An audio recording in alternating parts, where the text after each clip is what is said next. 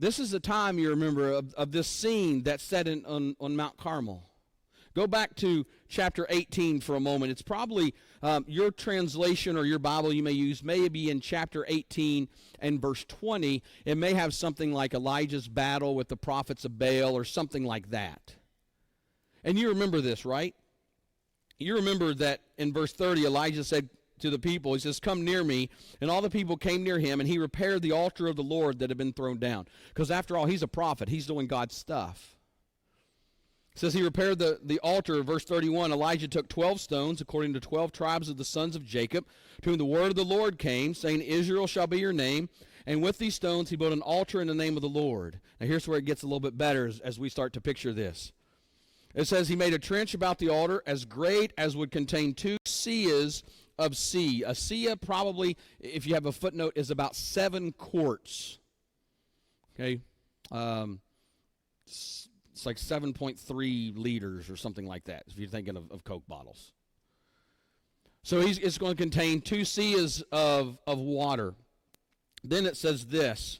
And he put the wood on in order, cut the bowl into pieces, laid it on the wood, and he said, "Fill 4 jars with water, pour it over the burnt offering on the wood." By the way, I do need to say this. It hasn't rained. It hasn't rained. In fact, if you go to verse 41, you're going to find out it hadn't rained for a while. So the water is going to soak up some things. But this is what he says.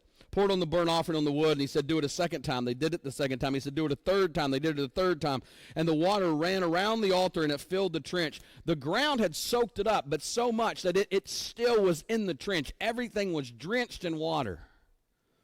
Elijah is laying it all out on the line.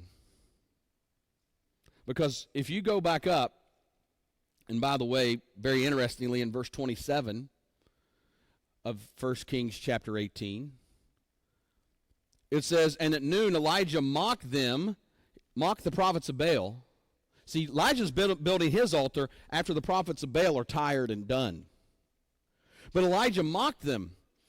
And when he cried out, he said, "Cry aloud, for your God is either musing or he's relieving himself." That's going to the bathroom, by the way. "Or he's on a journey, or perhaps he's asleep and he must be awakened." Elijah mocks them. That's the part of the battle we like, because we go, "That's our Elijah."